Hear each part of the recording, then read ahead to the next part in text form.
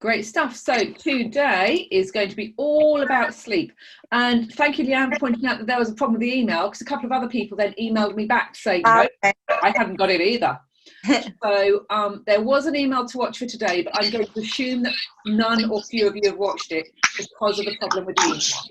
So was it the SIDS video? Yeah, the Helen Ball on SIDS. So if you have, that's great, but I'm not going to assume that in the session because it seemed to be my problem with the email. And also then when I went on YouTube, it found that they deleted a latching video because it had boobs in it, which was quite ridiculous. Yeah. So I've added that. Ridiculous. YouTube are just bonkers. I get a lot on my Facebook feed. It's all like, you know, this is sensitive content, and it's like, it really isn't. Yeah. But yeah, so we'll go, assuming you haven't watched it yet, and then that'll be extra material to view later on. So we are going to look at what's what in newborn sleep, including what happens at bedtimes, how to support parents. We are going to look at SIDS. There's an additional interview with Helen where she goes into a lot of detail, and she's Professor Helen Ball is the director and founder of the Durham Sleep Institute. Used to be called ISIS, now it's called BASIS. It's pretty much, it's the leading UK authority on infant sleep. So we're really pleased to have that interview with her, and she goes a lot into depth about the risk and understanding sudden infant death. But we will do some of that in the session because it's so important. Then we'll look at safe sleep advice, and the video I'll ask you to do is going to be taking your babies and putting them to bed. And bed can be just a dining table or a square on the floor. It doesn't obviously have to be a bed. It'll be just telling me about what you would do if you were putting a baby doll or your baby to bed. So you don't need to do it in a cot. You'll be talking about, I'm making sure that it's a safe space. I'm making sure that the feet are equal. So you'll be telling me what you do based on what we learned today. Okay, any questions before we start about previous modules or anything that's come up with video issues or anything like that? No. Okay. Right, we will launch in then. Okay. Newborns sleep a lot. Wow, that's stating the obvious, isn't it? There's a lot of background noise. Can everybody put themselves on mute? And then if you want to ask a question, then unmute, because I think Leanne's right. There is a bit of scruffling in the background. My partner decided he was going to vacuum. I'm like, really? The first time in lockdown? Not while I'm teaching. 4 months he could have done that. No. So up to 18 hours in 24 hours when babies come, first few days and weeks is completely normal. Obviously, over the first 6 weeks of life and beyond, their sleep will change. But in those first few weeks, an 18-hour sleep, obviously not in one go, but over the course of 24 hours is completely normal. Newborn babies sleep a lot. Sleeping, feeding, pooping and weeing. That's pretty much the repertoire when they come out. So they can only tolerate being awake for maybe 30 to 60, maximum 60 minutes between naps, and often will not be awake for that long. And often they'll be sleeping whilst they're feeding, particularly when they're breastfeeding. In fact, Dr. James McKenna, who's a breastfeeding expert from Canada, I think, says that he's coined the term breast sleeping. The idea that for babies, breastfeeding and sleeping is pretty much one and the same thing. There isn't a difference between the two. So I'm just going to click on the register. One moment. There we go. We've got a full house today then. That is fantastic. Oh, good. What was I saying? Yep. So they have had 9 months inside the womb. So the idea that babies, if you hold them, you're doing something wrong because they will not learn to go down to sleep, is an odd one, because they've had 9 months of being fundamentally held in the womb whilst they're waking and they're sleeping. So babies, when you want to put them down, which is what we mean when we're putting them to bed or putting them on the crib, on their backs generally don't like that. Not keen on it at all. And the reason is because they want to stay alive. And babies today are pretty much the same as cave babies were. We haven't really moved on much from our cave ancestors in terms of how our bodies respond to things. That's why we've still got that adrenaline fight or flight instinct. It's so that we could run away or fight a wild animal should it come near us. So babies, when you put them down on their back particularly, go, oh my goodness, I've been abandoned by my mum and dad. I'm going to be eaten by a saber-toothed tiger, cry. Because that's the way they need to get mum and dad to pick them up and save them from the saber-toothed tiger, or to make sure that they're not forgotten when the tribe moves on. So babies who cry or wake up when they're put on their back are completely normal. And one of the most important things you'll do as a maternity nurse or night nanny is to share with parents that they are not doing anything wrong and their baby is not broken. Just because it doesn't go down on its back, like in the adverts or in the TV shows, and just sleep in a crib for several hours at a time without any intervention from the parent. And some babies are in fact so sensitive that their inner ears are designed to know when a parent has sat down. So who's had their own child perhaps, and they've been carrying it around the living room, oh, I've got the baby to sleep, and they go to sit down on the sofa and the baby wakes up and you're back to going around the room holding it. Has anyone had that experience? Please don't tell me it's my children. Yeah. And that's because babies are programmed to know that an adult who's holding them in their arms standing up is more able to run away from a saber-toothed tiger than an adult who is sitting down. So that is an innate response of the baby to keep themselves safe. So, moving on the slide. So, in the first 12 weeks, you might have noticed that babies are a bit mixed up with their days and nights. If they're going to be awake, it tends to be more during the night period, and they tend to be more dozy during the day, which is really irritating when Granny comes round and, you know, would like to hold the baby. It's all asleep. And if you relate that back to what they've been doing for the past 9 months, they've been rocked to sleep during the day a lot by their mum moving about. And when mum then goes to sleep at night, there's less movement. It's time to wake up a little more. And if you have been pregnant yourself, then you might have noticed that often baby was quite active during the night. Quite irritating sometimes, but it is the way it is.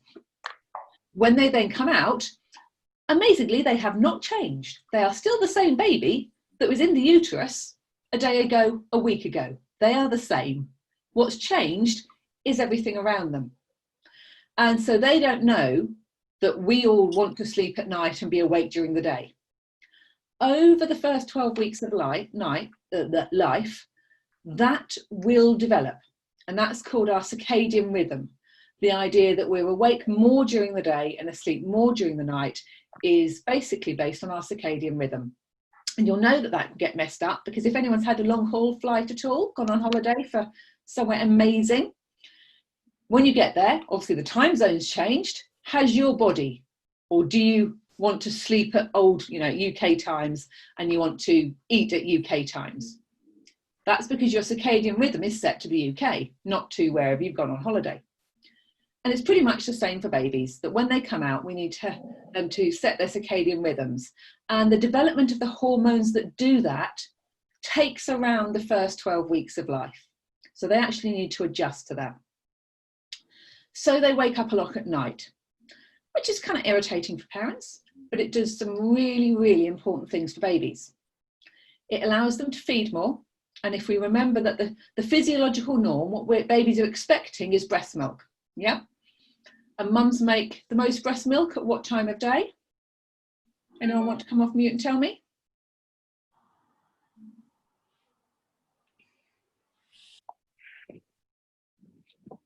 I can't hear anyone, so either people are talking, they're on mute. At night? Ah, hello. Yes, they are indeed. Mums will make more milk at night. Do you think mums are primed to make more milk at night if babies were primed to sleep all night? Would that make biological sense for babies to sleep whilst the mums are making most milk? Yes, I do. Yeah. So babies are meant to wake at night, and what tells us that is that breasts have more milk at night.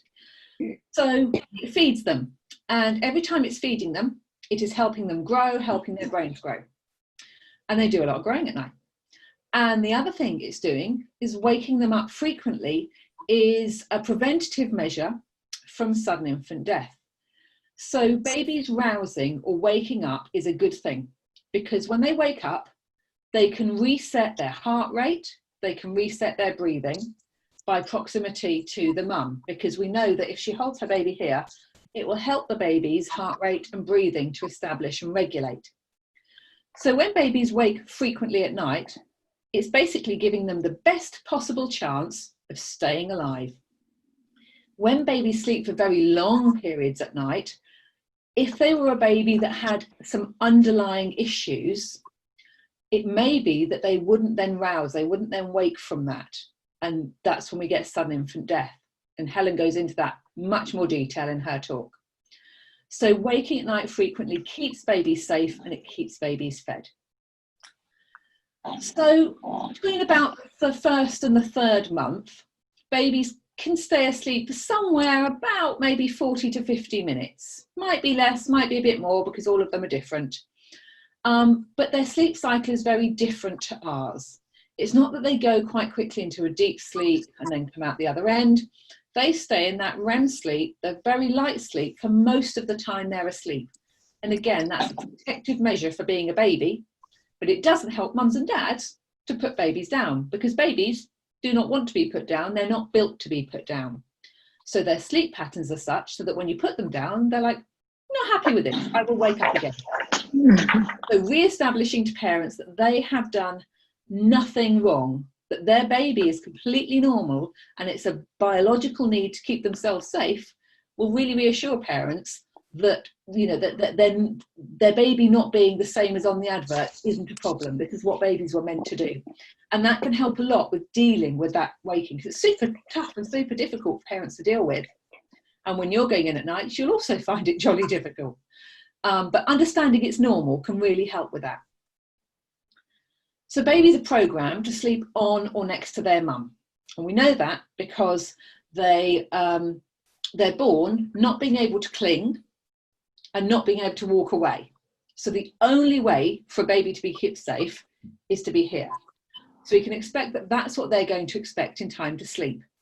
And we know from our work on breast milk that that frequent feeding, frequently digested breast milk is really built for a baby who's going to be in arms. So mums are expecting babies to be here while they sleep. And we'll go on to where babies can sleep later in the session. Formula-fed babies, when you actually look at the research, don't sleep more if you look at 24 hours in total, but they often can sleep in longer chunks.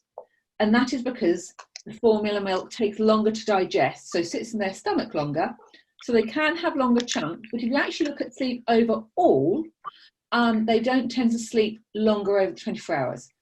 Each baby is different. So there'll be formula-fed babies who wake a lot, formula-fed babies who sleep a lot. Breastfed babies who wake a lot, breastfed babies who sleep a lot. But it's just something to be aware of, because lots of people think that formula-fed babies sleep better. And if they did, bearing in mind that by 6 months, I think it's 1% of mums exclusively breastfeed, we would not have a nation that buys a lot of sleep books, would we? If formula was the key to making infants sleep, then it'd be fine, because most mums end up formula feeding. But it doesn't work like that. So here is a quote from the Helen Ball's website. So around the world and throughout human histories, babies have slept close to their mothers during the day and the night. For the first few months of life, she provides warmth, safety, comfort and food. And until the advent of advanced technology, babies simply could not survive without their mothers. Nowadays, we are able to keep babies alive, warm, fed and safe without their mothers' bodies. We have cribs, formula, incubators, and over the past century, products have become central in an infant's life. How we incorporate babies into our 21st century world and how we might adapt today's lifestyles to accommodate babies' needs are not things we often think about, but perhaps we should.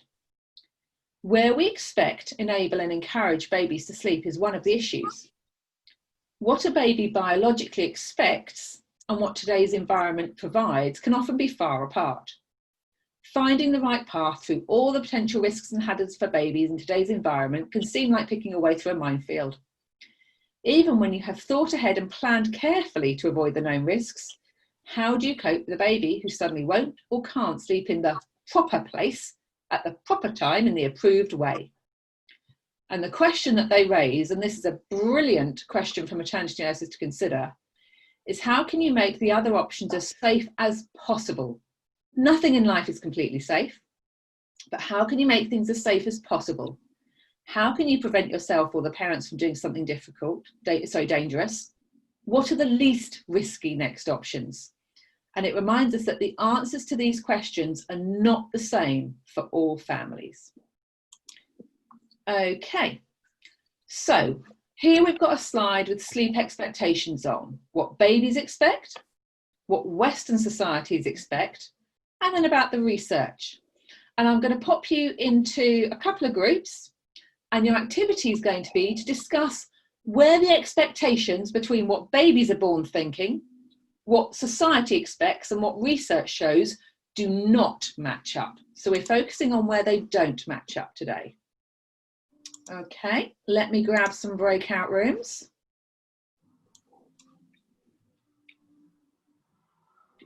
The sign. 1, 2, 3, 4. Breakout room assign. Okay, should we say just 3 minutes on this? Just a short discussion? Yeah. Okay, I'm going to open the rooms. When you go into the rooms, make sure you've got your mute off, and we're going to talk in the groups about where these things do not match up, where babies and what mums think, what society thinks, and what research say does not show, does not work. Okay, rooms are open. We can't hear you. You're muted. There, thank you. Yeah, so it turns out if you go to a breakout room, you can't still see a slide. Apologies. We will do it as a larger group. Can everybody see it now? Yeah. Definitely want a test to remember it. It's just that I didn't realise the programme doesn't allow that. Okay, so yeah, we'll have a larger group discussion. Carry on from where you were, but with more people.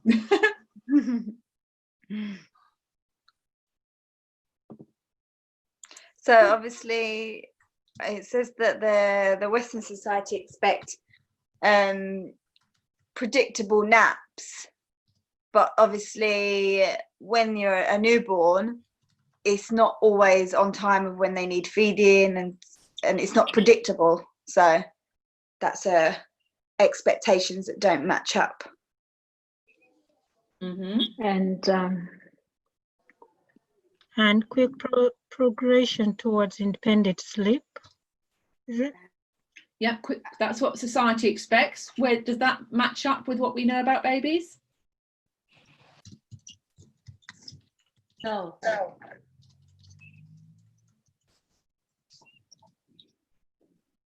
What about predictable naps? Naps. Can I say something about predictable naps? I think the naps, when babies are born, they don't nap at the same time as what like mothers or caregivers They don't have watches, do they? No. So you don't match because they're used to sleeping when we're active and active when we're sleeping. So you don't match until a certain age, maybe. And obviously it's that this research show that it's night waking obviously is common up to and beyond 18 months, but society definitely puts pressure that especially up to past, I'd say 6 months, that your baby should be sleeping through the night. Yeah, there's something wrong if it doesn't. Yeah.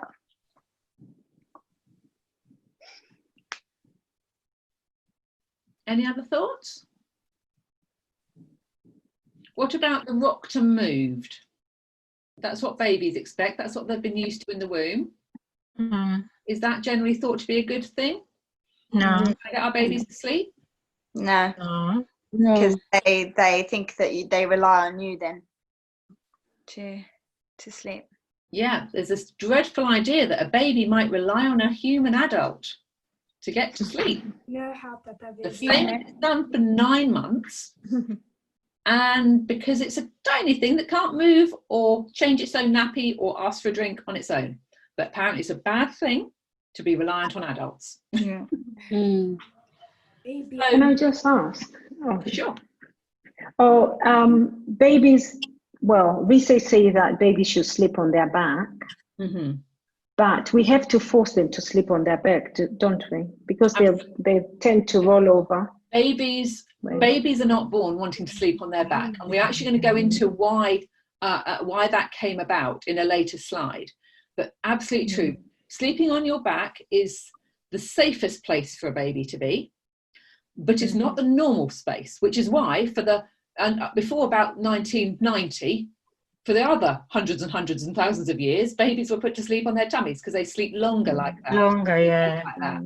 If anyone's a NICU nurse in a former career, they'll know that often NICU babies are put on their fronts to sleep, but obviously with lots of BP machines and nurses watching them. Babies sleep better on their tummies, where better means longer. So what we've got is the mismatch between what babies do and the Western sleep environment. And when you've got babies on their tummy, but you've also got the risks that come from a Western sleep environment, centrally heated warm homes, overdressed babies, sleeping on their own, or in a crib on their own, not with their caregiver, or used to be in a separate room, smoking, or parents who have taken alcohol or medications or drugs. All of those things are risk factors. So Western society changed, but babies are still doing the same thing, and it became more dangerous for babies to keep doing that same thing, because cave baby did not have a duvet. Cave baby did not sleep on a nice comfy thing that they could suffocate in. Cave baby was frequently waking because it was breastfeeding all night. So we took away some of the norms for babies, we put in some new norms, and if babies kept sleeping on their tummies, what we found was that more babies died. So that's why we're putting them on their backs, because it is safer for them in the environment where we now live. But it's absolutely not what they're expecting. Okay, good stuff. Right, cool. We're going to come back to sleeping on your back later on. So durations, the amount of time and length a baby sleeps varies a lot. And if you look on the BASIS website, it's got some great diagrams of the range of baby sleep, and the range is vast. There are lots and lots and lots of different normals. So by 3 months, some, but not all of babies will start to have a 4 to 5 hour stretch of sleep, but not most. And we know that breastfed babies are less likely to do that because their tummies are emptying quicker. About half of babies will start to sleep for about 8 hours some nights by about 5 months old. But if half of babies are, that also means half of babies aren't. So both of those are completely normal. And generally, research shows that babies don't sleep through the night, as in for most of the night, until about 12 months old. But even at that stage, you've got a good quarter of babies regularly not sleeping for what we might call through the night, 10 till 6. And over 10% of them, so 1 in 10 babies, is still not sleeping for a 5 hour stretch. Are we saying that 10 babies out of 100 are not normal? No. No.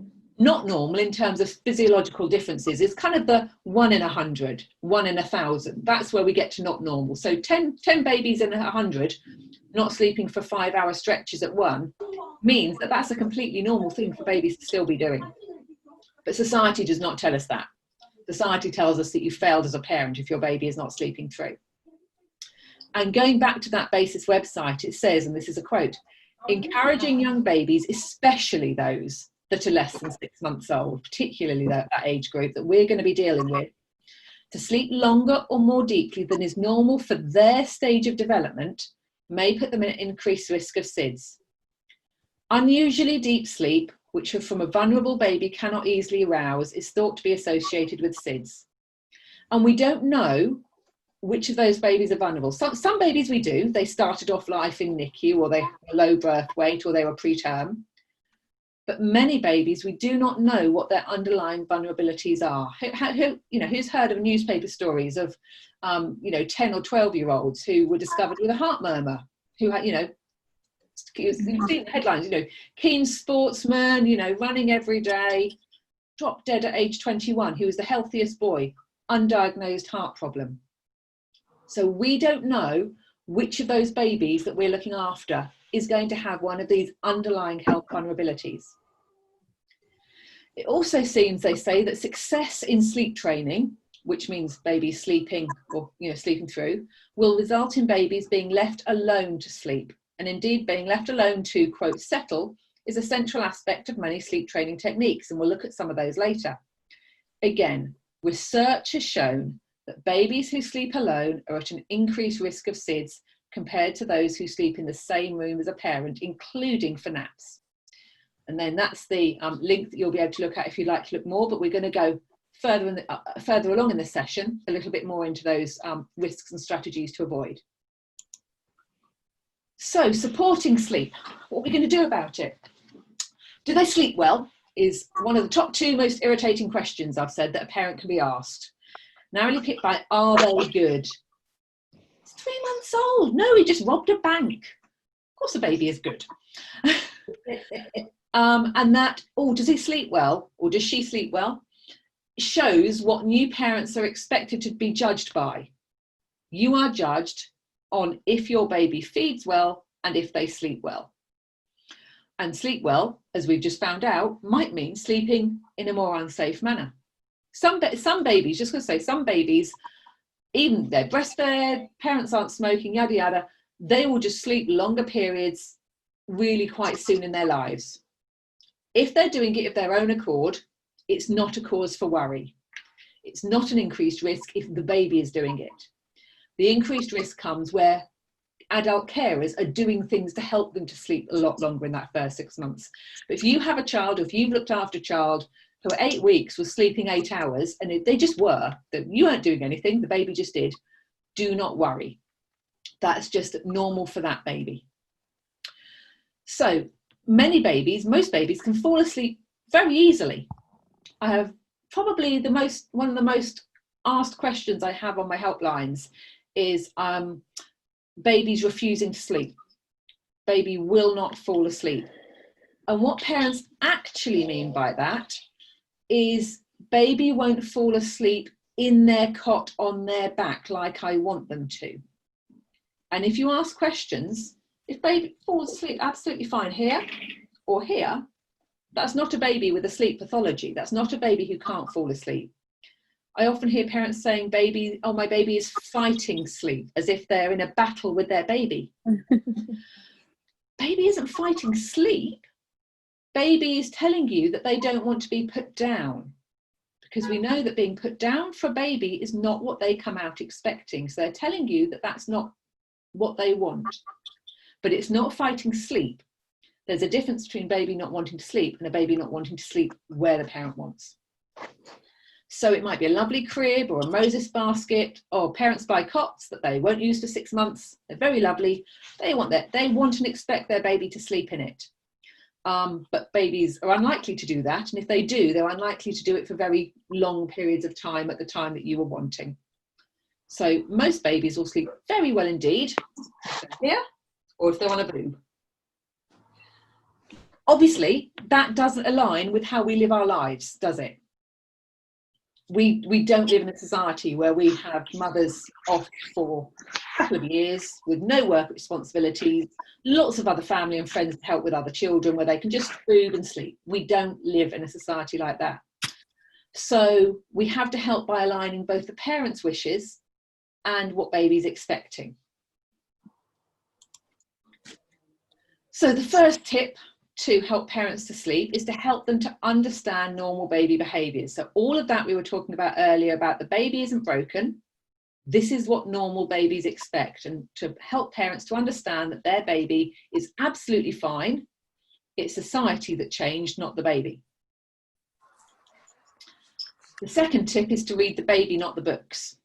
There are many, I've got shelves full of them, books on baby sleep, because I have to read them, part of my job. And all the experts say different things. And we'll go through some of the key things that people say. Experts is an interesting word, isn't it? Because most of the people who write books have not got PhD level research-based evidence about infant sleep. Like, for example, Professor Helen Ball is literally a professor in infant sleep.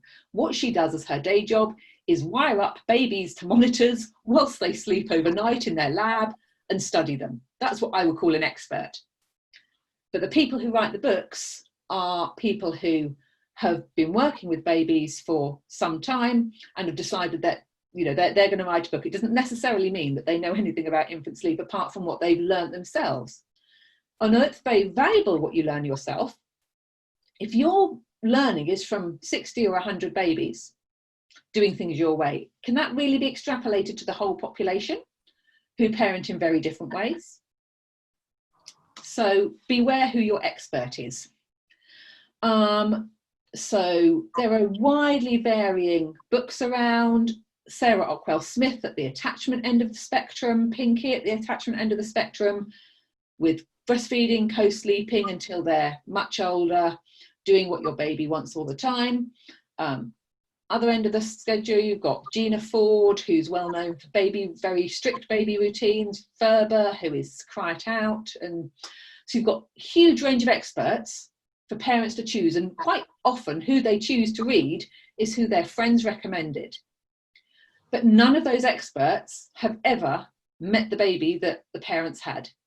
None of those people writing the book have ever met this human being. And would you have wanted to be educated for anything that you're interested in, you know, say your schooling or a hobby, just by reading a book by someone who's never met you? Is that good enough? Or does your teaching for it need to be tailored to what you can do, what kind of a person you are? So I take the example of horse riding. I really love horses. I'm really bad at horse riding. I scream a lot when we go to canter. It scares me. It's very high up. I'm not tiny, so I get given a big horse. You know, it's really far off the ground so that it can safely take my weight. If I read a book, or my instructor literally stood there in the middle of the stadium and read, you know, now you have to do this. Now you have to do this. Put your heels here. Now take the reins here. And they didn't pay attention to me on the back going, I'm scared now, can we go slower? Or couldn't watch me and say, Caroline, you need to lean back. If they were just reading out of the book of how to do horse riding, would I learn to ride effectively, do you think? Yeah. Thankfully, I've got an instructor who watches me, and she teaches me very differently from who she teaches the girl in the next group, because she can see that I'm more scared than the girl in the next group, and I need a little bit more comforting for this activity. And I need to take things a lot slower than the girl in the next group, because I'm not a natural, shall we say. I love it, but I'm not a natural. So she takes it at my pace. She takes into account my feelings, and we're getting there. I mean, then COVID happened, so I haven't ridden for a while, but you know, we were getting there, doing it at my pace. The other girl in the other class, you know, she just rides really easily. She weighs a lot less than me. I think that probably helps. So her horse is tinier and nearer the ground, lucky so-and-so. She's not as scared. I think she does cycling as well. So she's used to going at high speeds. She's finding the journey a lot easier, and she's got to canter and jumping a lot quicker than me. Are both of those approaches okay though? Are we fundamentally worse people? Am I a bad person because I'm a bit scared of horse riding? I'm taking longer. Are you guys going to judge me? Yeah, we as a society judge the parent who's not got their baby sleeping by the book from the person who's never met their child to do the routine that has been made up outside of that home environment with all of the different things that happen in that family's life. So that's why reading the baby, not the books, is a really important tip for parents. And you might like to think, before you're going into work with parents, of some examples of your own life, a bit like my horse riding story, that would be pertinent to you, that you could explain to parents, and ask them, would they judge you worse for being not so good at learning this?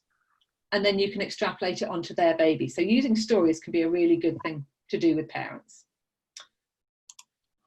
So when we're actually talking about sleep, I'm going to think about naps, and getting enough sleep during the day can really help things to go smoothly at night. It isn't completely true that sleep breeds sleep, and the more sleep you have ad infinitum will give you the more sleep at night. There is a balance to be made.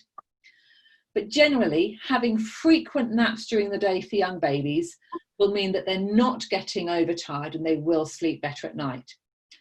But I'm not going to stay here and say you need to write down that at 1 month of age, the nap should be between 7 and 7:30 and then 9 and 9:30, because I haven't met any of the babies you're ever going to work with. So what you need to do when you're going in those early days is to watch the baby. Watch them for their sleepy cues, and we'll go into cues in a moment. See, when do they seem to be getting tired? What's their awake window? What's the gap between waking and them showing that they are sleepy? Once you've worked out for that particular baby, and not every other baby you've worked with, but just this baby, kind of roughly what that nap gap is, you can then start to suggest to parents when would be a good time to suggest starting naps. But be aware that children being children, they grow, don't they?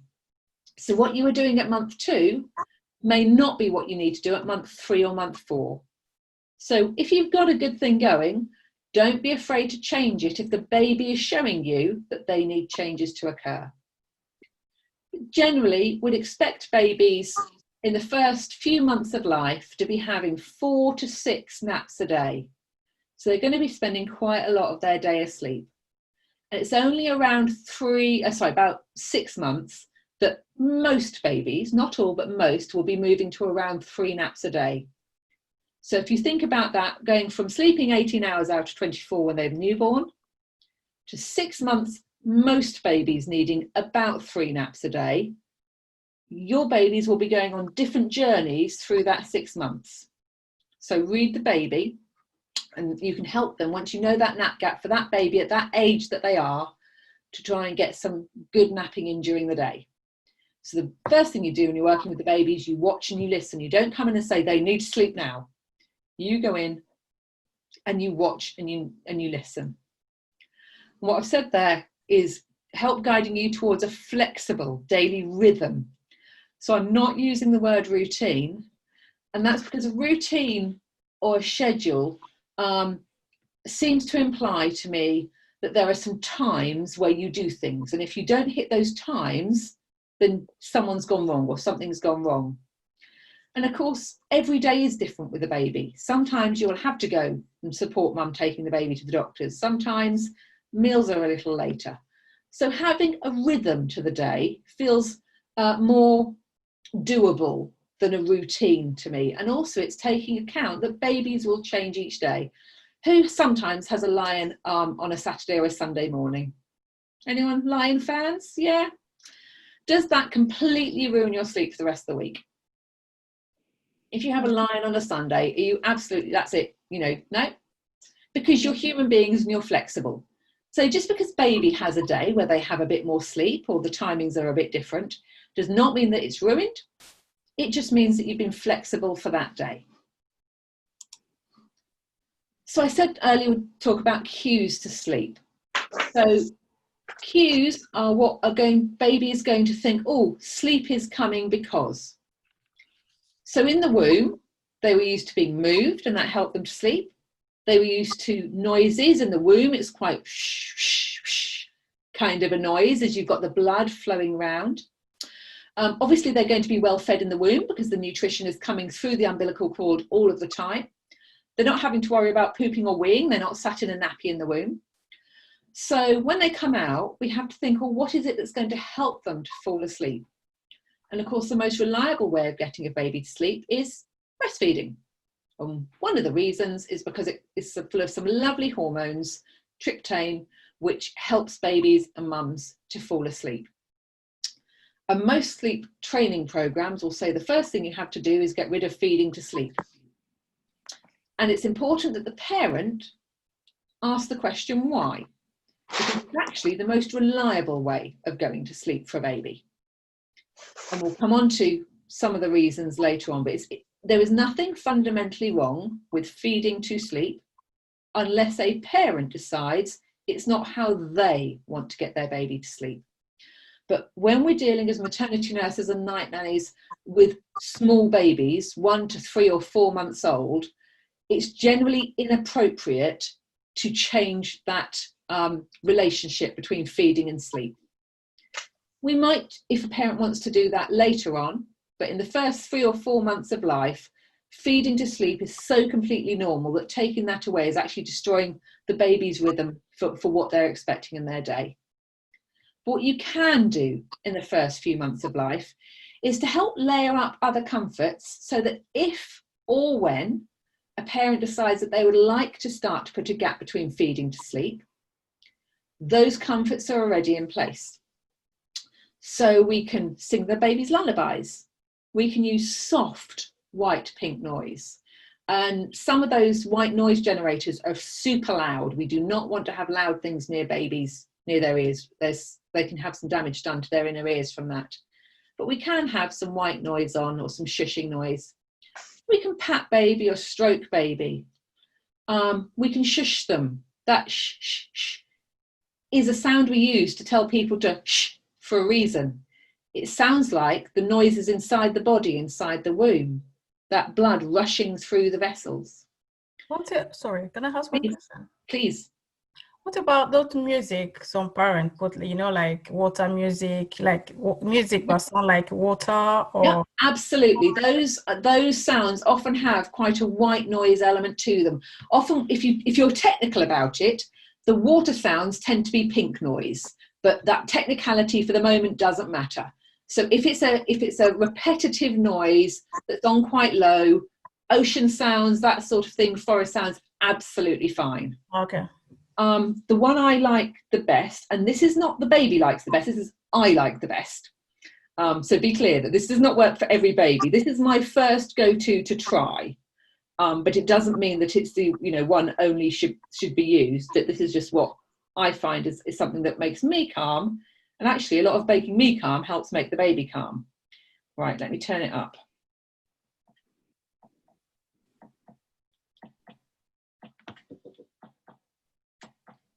Heartbeat. Yeah, I don't know where my microphone is on here. Can you hear it? It's a heartbeat. It's a heartbeat and it's the wave sounds. Can you hear? Oh, yeah. So that's my first go-to. It's called Heartbeat at the Beach, and it's by Sarah Rockwell Smith. Because it's got those waves, it's got the heartbeat we know that repetitive rhythm is something many babies like. Not every baby will like that, but it's something I go to as a first attempt. Also, swaddling babies, as we talked about last week before, last session, can help them so that they've not got their own startle reflex waking them up. Movement, just like in the womb, so swaying or rocking or moving can help them. Sucking helps babies to fall asleep, which may be on the boob or it may be on a dummy. And possibly the phrase I hate the worst in parenting is he's using me like a dummy. Dummies were invented so that babies could be happier away from the breast. So he's using this dummy like my boob is a completely accurate thing to say. But using me like a dummy makes it sound like the mum is not doing anything active, that the baby's doing something to her, and actually mum is soothing her baby when he's on the breast. He doesn't have to be at there for nutrition and for the milk in terms of growing. That non-nutritive sucking is a really usual comforting behaviour for a baby, and boobs were invented before dummies. Their babies stay there for a reason. So it's not necessarily a bad thing at all. Mm-hmm. So you can use all of those cues. And once the baby has started to connect sleep with those comforts, after they're 4 or 5 months old, parents could then start, if they wanted to, finishing their feed whilst the baby is still a little awake, but continuing the shushing or the music or the patting. And eventually baby will be able to put a distance between feeding and falling asleep. But for the first 3 or 4 months of life, it would not be appropriate to start that work. The work you're doing is to lay the foundations for any changes the parents want to make later on. And those foundations can be these other comforts. The idea that babies should be able to fall asleep with nothing is just, and I don't want to offend anyone here, but babies are not they're not coming out expecting to be able to put down on their back in a silent, sterile place with no intervention from their parents and fall asleep. Because if they could do that, those cave babies would have been on the cave floor being eaten by the saber-toothed tigers. So the idea that we should be able to put babies down and just walk away and do nothing doesn't take account of babies. But putting down those good sort of foundations can really help parents later on. Sorry, is that Sally Ann had a question? Yes. What do you think of the sleepyhead? I heard that it's comforting, like a baby swaddle. It is very comforting. It is also a danger, and it's in one of my later slides. So sleepyheads can be used for daytime sleep when the parent is watching them. And if you actually read the packaging, that's what it says. Babies should not be left alone in them to sleep while the parent is not awake. And we'll go through the reasons later on. But they are hugely popular. And when you get a chance to watch Helen Ball's, Professor Helen Ball's video, we talk about it there as well. But they are incredibly popular. My interesting story is the parent who bought a sleepyhead, then told me that their baby was sleeping so much better in it because it was so comfortable. Then I pointed out to the parent that they'd still got the cardboard packaging underneath, so their baby was sleeping on a layer of cardboard and maybe wasn't that comfortable. The baby was fine, it didn't do the baby any harm. But the idea was that the parent thought they slept better because of the sleepyhead, whereas actually they were sleeping on cardboard. So it was a lot of, I expect this is going to work, so it will. A bit of placebo effect going on there. We took away the cardboard.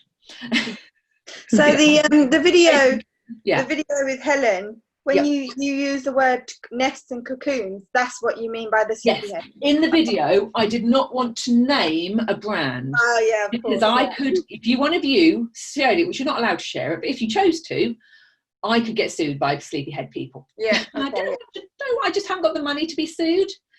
But if you read, Sleepyhead or Cocooner-Pod are the most usual brands. Does everybody know what I mean by sleepyhead, or should I bring one up on the internet and show you? Yes, please. Yes, please. Let me grab an internet tab, and I'll show you what we mean by a sleepyhead, because some people won't have come across them because they're actually, relatively new on the market the last few years. Aren't they? Yeah, right, let me grab one. Hang on.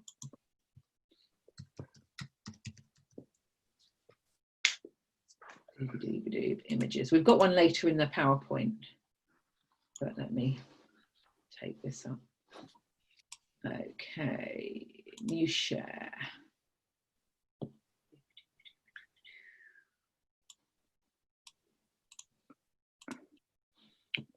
Okay. Right, this is a baby pod or a sleepyhead. Yeah. Seen them around? Yeah. Yeah. Yeah. So it's a little, it's sort of a flat surface in the middle, then a big bump around the outside that keeps the baby very, very cocooned in there. But there are some good reasons why this isn't a safe place for babies to sleep when they are not being watched. And if you're helping a baby to sleep, then having somewhere, one place where they sleep where they're being watched, that they sleep super easily, and another place where they sleep when you're not watching them, i.e. when you are asleep as well, which is not so easy for them to sleep in, seems a bit counterproductive to me. Right, let me go back to the slide. So yes, when we talk about that with Helen Ball, yes, that's the product we're meaning, and others similar. So where to sleep? So weird societies, the term weird society stands for Western educated, industrialized, rich and democratic. We have cots. Up until very recently, parents were expected to put their babies in their own room until Safe Sleep Guidance made sure it's really clear that that wasn't safe. And we expect them to sleep independently very soon. But if we look worldwide and historically, that's not the norm.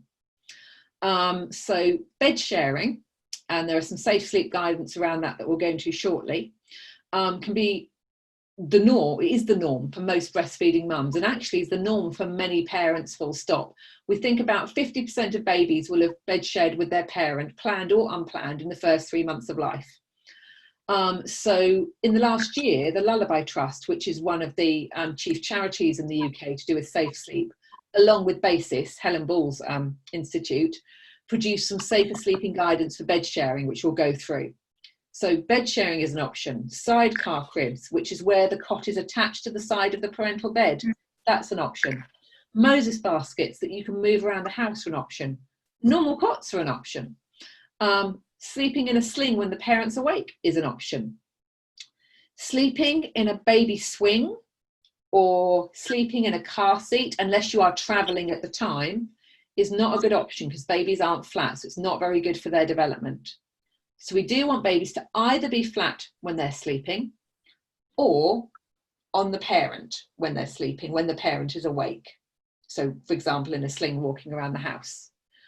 But the idea that babies have to sleep in cots is not considered normal for much of the world. And the idea that babies should sleep in cots in a separate room is considered very odd in much of the world, but completely normal here in the UK, even though it's not what babies were expecting. So things you can do is, and this is where I mean routine as in not a whole day's routine, but routine meaning the things we do before we expect baby to sleep. A typical bedtime routine for a 7-year-old might be having a bath, getting changed pajamas, brushing his or her teeth, having a story and going to bed. So that's what we mean by a bedtime routine. Yeah, the things you do before sleep. Bella. Caroline, how about swaddling? Is it okay at night to put the baby in sleep and then so keep the swaddling or no? The risk of swaddling is around overheating. So it's strongly recommended that babies are not swaddled if they are next to the parent. So if the parent is bed sharing with their baby here, then swaddling would be dangerous because of overheating. Yeah, okay. If a baby's in their own area, for example, in a sidecar crib or in a cot, the risks and the benefits seem to be evenly balanced. So if the baby's not wearing a hat, they're not overdressed underneath, and they're not in too hot a room, it seems to be a safe thing to do until the point at which babies start to turn over. The point at which babies start to turn over is when they need to be out of swaddles, or else they're going to end up like this, flat in the bed, and they can't do anything about it. The Lullaby Trust has a really good website, and it has a page on swaddling because the evidence is not clear either way. Much of this stuff has not got very much research happening. So we know that the key risk of swaddling is that overheating. And it doesn't seem to be a problem if babies aren't overheating. But parents have to make their decision. Obviously, swaddling is a huge cultural thing for many parents and the absolute norm. So if parents are choosing to swaddle, you know how to swaddle safely because we taught that last week, and making sure that baby's not overheated and is not directly next to the parent. It can be a very good way of getting babies to sleep. Can I ask a question, please? Yeah, sure. The sleeping head, where do you normally put it? On parent's bed or on baby? I don't put it anywhere because it's against safe sleep guidance. I don't use them with my babies at all.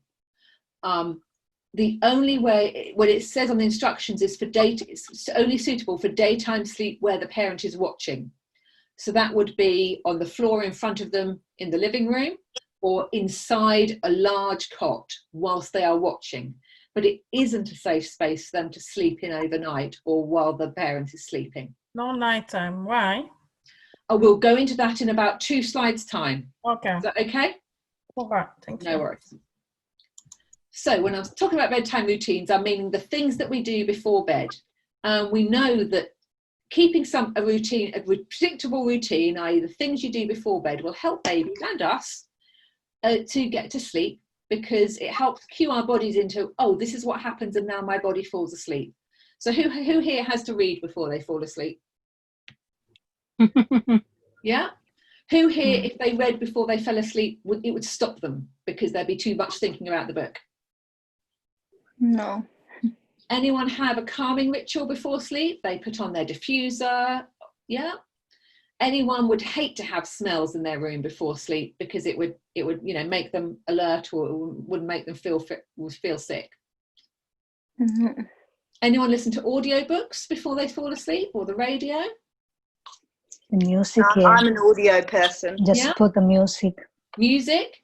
Anyone who, if they had audiobooks or music on, it would disturb them and they wouldn't then fall asleep because they need quiet. Yeah. Are we all different? Yeah. But all of us, or most of us, sorry, not all, but most of us have some things that we do most nights to help us sleep. And if you go to sleep in a hotel or a friend's room and those things aren't there, does it help you or hinder you if those things are not there that you like? Hinder. Yeah, makes it a little bit more difficult to go to sleep. So the things we do with babies, we find out what they like and we do it in the same way, in the same order, every time before sleep. And it helps to tell their bodies, just like the reading or the listening to music or the audiobooks or the diffuser tells us, now my body is getting ready for sleep. So for tinies, the babies that we're going to be dealing with, we're talking about 10 minutes at bedtime. The idea that a small baby needs a bath and then a story and then a song and then and it lasts half an hour, that's too much for a small baby to cope with. We just need to have 10 minutes of things that are similar before they go to sleep. And for most tiny babies, that similarity will be, I am having a feed, because we know that feeding cues into sleep. So during that feed, we can put our music on, or we can pat them on the bottom, or we can sing to them, or we can read to them, so that they're starting to get those patterns and routines for when they're a little bit older. It doesn't really matter what you do, as long as you're doing it in the same way, in the same order every night. Doing those same things before every nap, but a tiny, tiny version, can really help. So if you're using that music for nighttime sleeps, put it on when it's ready for nap time as well, so that baby is cueing in that this is going to be the time that they're going to fall asleep. So it becomes an association. Another good thing is to expose them to daylight rather than just indoor light. And I've said for 7 to 7, there is no magic about being awake 7 to 7 and asleep 7 p.m. to 7 a.m. That's just a kind of UK thing. So when I went and worked out in the Middle East, mostly mums and babies were up until about 10, 11 at night and then slept in late until 10 or so in the morning. Doesn't matter which 12 hours you're choosing for 12 hours of day and 12 hours of night. It's whatever the parents are happy with, what they want. 7 till 7 is a pretty artificial construct. And unless the baby has to be up for daycare and daycare starts at 8, there's no reason why being up at 7 and going to bed at 7 is a good idea. So let the parents go with what flow is good for them. But for 12 hours of that day, we want to have good access to daylight.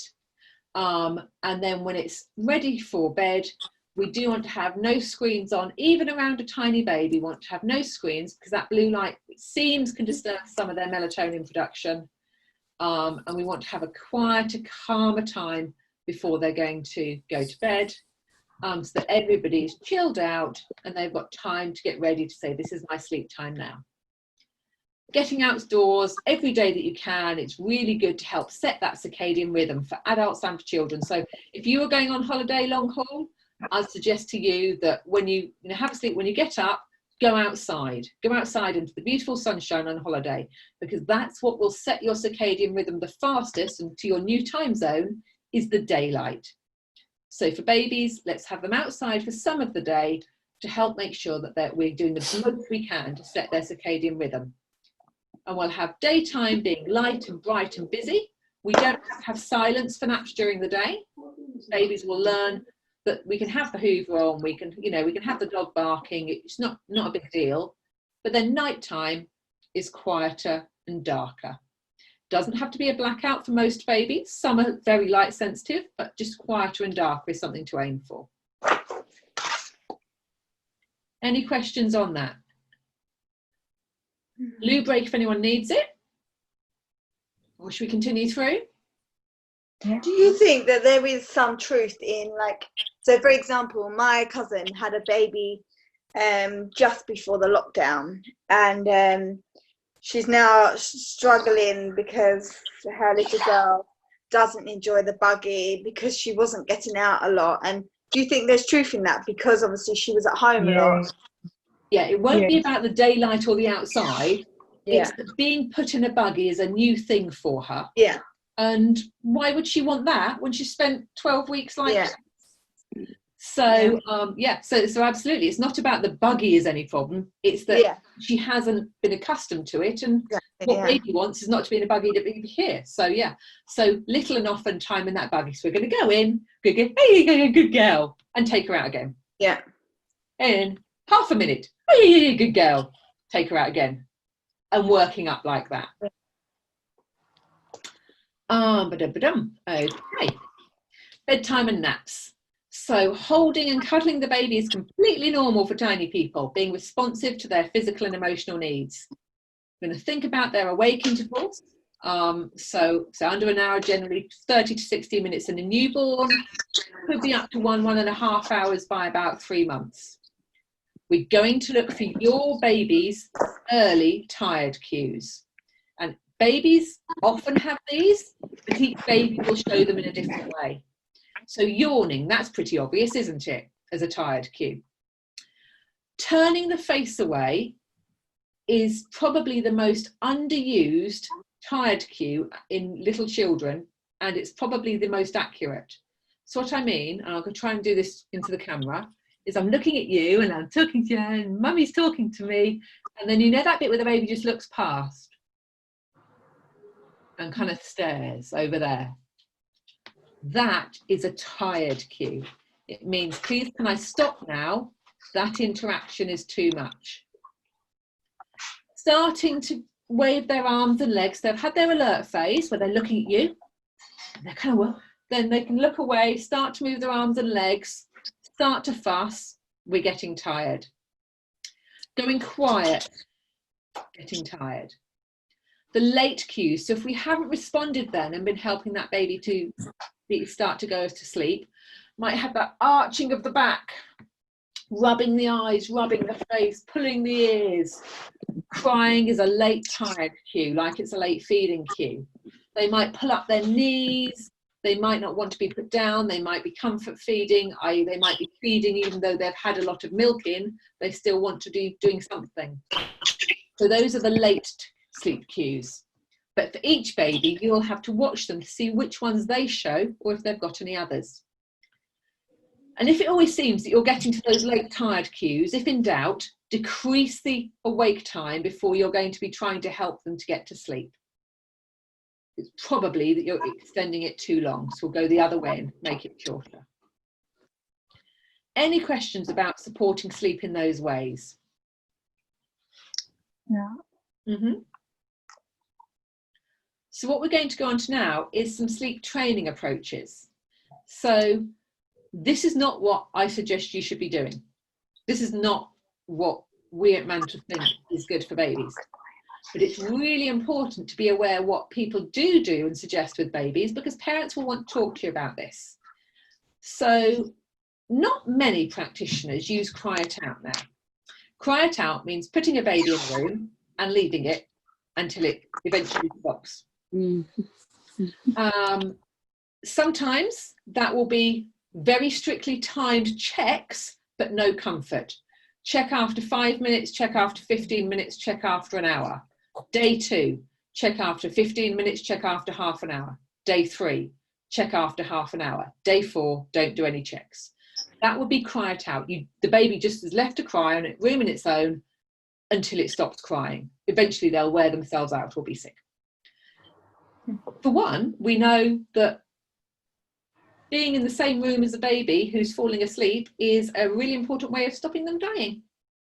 0 to 6 months, safe sleep rules. We don't want any babies to be in their rooms on their own. So no practitioner should be suggesting this for babies under 6 months. None. Because if they're suggesting this, they're going against UK safe sleep guidance. So this is not just a philosophical, some people think this, I don't think this. This is an absolute not under 6 months because it's against safe sleep guidance. One step kind of down from cry it out is called controlled crying. And that means kids put to sleep, you leave them, you go back in, you soothe them, you go back in, you leave them for a bit. And this covers a whole range of different approaches, from the approaches where you just go in and just sort of go there and go away again with not looking at the baby, to those where you might go in, soothe the baby and go out again. But fundamentally, it's leaving a child to cry and then checking on it every so often. Most people who do controlled crying don't call it controlled crying, because calling anything crying is not appealing to a parent, is it? So just like those formula companies make their product appealing to parents, so do practitioners who are offering this approach. So generally they won't say, I do controlled crying. They will say, I do rapid return, timed checks, quick checks, spaced soothing. Oh, there's all sorts of names that I've put there and more. All of those things mean I leave a baby to cry and then I'll go back and check on it at intervals. And different practitioners will suggest different amounts of cuddling or helping that baby, but it's still leaving a baby to cry without being near their parent. From what we know about safe infant sleep, good for under 6 months at all? No. Definitely not. So no one should be doing this under 6 months. Practitioners, if they are working this way, should be saying to parents only 6 months on. My concerns around it are that that's not what babies are expecting.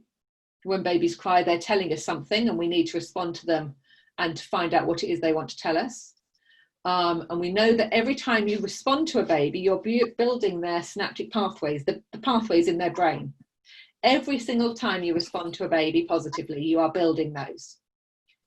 So we can think that when we're not responding to babies, we're not going to be building those positive pathways. And that doesn't sit right with me as a practitioner. So controlled crying is not something I do with babies, but it's really important to know it's there, because the majority of sleep training is around this approach, just called by many, many things. If a parent that's what they've told you they want to do, and it is under 6 months, would you then say to them, what I've got from training is that under 6 months, what would you do? These are the conversations to have in interview. And you need to be set out your stall about what your practice is. Some of you will go away from this training, you'll think, no, I've listened to Caroline and I'm happy that this is how I want to practice. So I'm not going to make an assumption about everybody who's on this training. But if you come out of the training and think, no, I understand and I agree that this is not how I want to practice, then those discussions should be had at the interview to make sure that you and the family are matching in what your expectations are. Yeah. What I would expect everybody to be saying with parents they're working with is that we know that the UK Safe Sleep Guidance is that babies should be in the same room as an adult carer for all of their sleeps. So I can work with you to help your baby to settle, and we can work on ways to help your baby to settle over time, but I will not be leaving your baby in the room alone, because we know that that is against the UK Safe Sleep Guidance. So I would be liable and my insurance would be invalid. Really? Okay. Mm-hmm. You do something that is not just a parenting choice, but is against UK guidance, and something, the unforeseen happens, you will be taken to court. Is that even if it was in your contract or there was? Yeah, unless any of you is a lawyer in a former life or married to a very high-powered lawyer. No? Anyone? Sometimes no. Yes? Yep. Are contracts generally worth what they're written on according to you or your partner? I don't know who it is. Who is it that's the lawyer then? The husband. The husband, okay. Ask him, are contracts that independent, self-employed people write, are they generally able to stand up in the court of law? And I guess his answer is going to be probably no, a lawyer will pick holes in it. Yes. Mm. Because we're not, and you might get, better advice, but again, it will be a very specific part of law. But fundamentally, your contract is a preventative measure to help, but if you've been negligent, it will not help you one little bit in a court of law. And even if you've written in your contract and it's still against UK guidance, their lawyer, even though the parents told you that, will say, but I employed a trained maternity nurse. Where's her training with? Well, we're going to get Caroline up in the stand and we're going to ask her what she trained Leanne. And I'm going to say that the safe sleep guidance for UK is that babies should sleep in a room with their carer for the first 6 months. So whatever you've written in that contract, the lawyer will say, well, you've been told this, you're negligent. But even if there was a disclaimer, say, I told the parent. Yeah, we can put disclaimers in to help protect ourselves, but fundamentally, it will not protect you if you get to a court of law. Okay. It will help you if you're doing a sort of a negotiation with a parent themselves. Yeah. As soon as you get into a court and there's been something tragic happening to a baby, not going to protect you one little bit, because that is negligence if you've gone against UK guidance. Okay. Right. Oh, that was a deep conversation, wasn't it? Caroline. Up to 6 months. Sorry. Yeah. The baby have to sleep with the parents, but if as a nursery night nurse, maternity nurse, when you go there, the baby have to sleep with the maternity nurse. No, the safe sleep guidance is to sleep in the same room as an adult for the first 6 months of life. Adult, okay. So bed sharing should only be the parent. So as a maternity nurse, when you go there, where the baby sleep, with the parent or with the maternity nurse? Depends on the family. Majority of families, for maternity nurse or night nanny, you will be in the nursery and baby will be next to you in their cot or their crib or their Moses basket, and you will be in the bed next to them. Some families, and many of the families I work with, are breastfeeding, and they will start the night with their baby, and I will come to them and help them breastfeed and settle the baby next to them. And over the time in that relationship, as mothers then getting into a rhythm, I will be with baby and bring baby to them to feed. And if baby's formula fed, almost always baby will sleep in with a maternity nurse. So as long as baby's sleeping with an adult, that is the safety element. And bed sharing would only ever be with their parent, not with any of you, obviously. So some families will want you to bring them the baby for feeding, like breastfeeding. Some families will want you to come to them after they're breastfed, take baby, do all the changing, the settling, and put them back. Most families will have you and the baby sleeping in the nursery. So if you go there and the baby has its own room, do you have and you explain to the parent that the baby have to sleep in adult, and they say no? Do you have any document to sign in or anything? Or? You can choose. You're a self-employed practitioner. You can choose if you want to take that on. But my advice to you is, if you did take that on, whatever document you sign, if something happened to that baby, you would be negligent. Okay. Most parents would expect the maternity nurse to sleep in the same room as the baby. That is the expected practice. Okay. Can I ask a question, please? Yes, sure. Habiba, is that her? Yeah, I'm asking, are we supposed to ask for medical history for the child? That would be a really important thing to do. You're not a doctor or a nurse, so you're not going to administer medication like, sorry, not administer, you might get Calpol, but you're not going to diagnose things. But absolutely, knowing their medical history would be something to ask at interview and when you're first starting that job. We'll go through those sort of things in our 7th session where we're looking about starting work. Very important to do that. Yeah, because one of my friends was doing this job and she woke up one night and the child has passed. But they never taught her the history of the baby. Yeah. Was she in the room with him or her? I didn't hear what happened. Yes, sorry? she was in the room with the baby. Sorry? Passed away. Sorry, my internet is bad. We can hear you. Habiba's saying that one of her friends did this job and she was in the room with the baby and the baby passed away.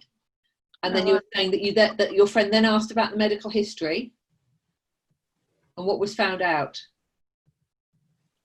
Yeah, the baby had a medical history and she was not told. That is so sad. I'm so sorry for your friend. Yeah. Yeah. So she's going through counseling right now. I'm not surprised that. That's yeah, but the family was so understanding. They knew, but they never told her. Yeah. So they are supporting her as well.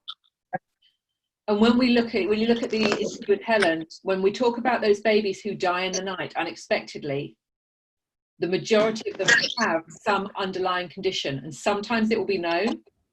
Much of the time it is unknown. But unfortunately, in this case, the parents had known and chosen not to share. So absolutely so important to bring that point up, that sharing all of these things and asking all of these things and making sure your documentation has questions for the parents to fill in is really important as safeguards for you, but most importantly, of course, safeguards for that baby.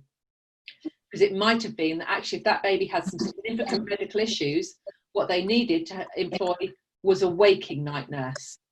So they offer, if someone's got significant issues, they'll actually employ a team of carers, and they'll get money from the government to help if the baby is this severe, that someone will be awake watching that baby all of the time. That's not needed for most babies, but that is a job that some people do for those most medically vulnerable babies. This is a scary one. And bad enough, she was in America. She had gone for a job in America. So they have different system there. Yeah, different system, different rules. Yeah. Yeah. But lucky enough, they had to do the post-mortem. Yeah. She did nothing wrong. No, she didn't. As long as the baby was in a clear cot on his or her back, not being given anything else that's going to make them sleep longer, then she did nothing wrong. What will happen in UK in that case? Sorry? If the same thing happened in UK, what will happen to the maternity nurse? Two courses of action. One, any unexplained death of a baby will be investigated, because any unexplained death in the UK is investigated, and the police would be involved in that. If the investigation was very simple and they say, maternity nurse, what did you do? I put the baby down to sleep on his back like normal. Here's a photo of me having done it the night before that I sent to the mum. Look, he's dressed appropriately. And the coroner's records confirm that it was nothing that, hadn't suffocated on something, hadn't strangled himself on something. Then that process would pass very quickly, and, that will be it.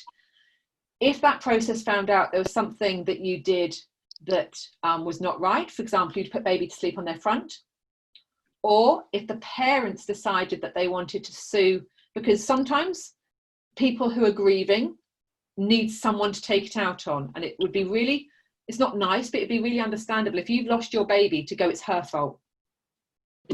She was with the baby, it's her fault, I'm going to get her. And that process, the legal process would go through.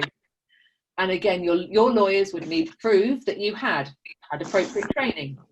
You'd passed the course. You had good evidence of your good practice, that you'd had taken notes about what you do, that you'd shared with parents about safe sleep guidance. And if you'd evidenced all of that, your lawyers would be there in court going, yep, she's fine, she's not done anything wrong, and it'd be fine. But so this can happen with the mom as well. Sorry? This accident can happen with the mom. Absolutely. And around 200 babies a year do die in unexplained circumstances, but they are investigated. And sometimes, we'll come on to in the safe sleep, we find what we call hazardous factors were at fault. So mum's fallen asleep on the sofa, or dad's fallen asleep on the sofa with baby here, and baby's then got stuck here and suffocated or died. So you're not going to blame the mum or dad, but actually that's a circumstance that could have been prevented. But the autopsy would show a lot of the time whether there was something that happened or whether there was an underlying condition, and obviously the police investigation would feed into that. But yeah, this happens to mums and dads, and occasionally maternity nurses. Could you, me personally would always kind of, doing a nighttime or something, I like a camera so that there is obviously evidence and they can see everything. Not many baby monitors actually have a system where it backs up and keeps it.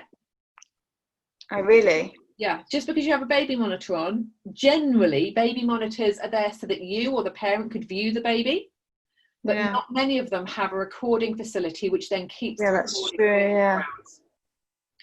If parents have videos in their home, video cameras, they need to disclose that to you. The law says that if you are recording CCTV in your home, you need to disclose that. And you may well want to consider in your contracts how you feel about that. So mine says, I'm happy for you to have a camera trained on your baby in their sleep space with the audio off. Because, you know, I do not want them to listen to me snoring. And I do not want, if I'm getting changed in the middle of the night, because that baby's been sick over me, you know, so I'm putting on my new pajamas, I don't want a camera that could show me getting changed. But again, you will find where your boundaries are with families. But no, just a baby monitor is not necessarily protection unless it's a quite high-tech system that records and stores that recording. The things I do is with permission of the parent, take a photo, you say to parent, would you like me to send you some snaps overnight, just so if you do check your phone, you know, you can see how baby's doing. Actually, what I'm doing there, lots of evidence that that baby's put down in a safe sleep position over the last 3 weeks, isn't it? So it's showing that you are doing things in the right way, but you'd never take a photo of a baby without their parents' permission. Of course. But you might then, if parents are like, oh, nobody want you to do that, I might then go, well, let's talk about this, and I'm going to document this for you to sign, to say we've had a discussion about safe infant sleep. Any other questions on this? Yeah. Can I ask you a question? Sure. I have realized that UK rules and in Portugal, we have different ways of putting babies to sleep. Here, they advise us to put the baby at 20 degrees on the cloth.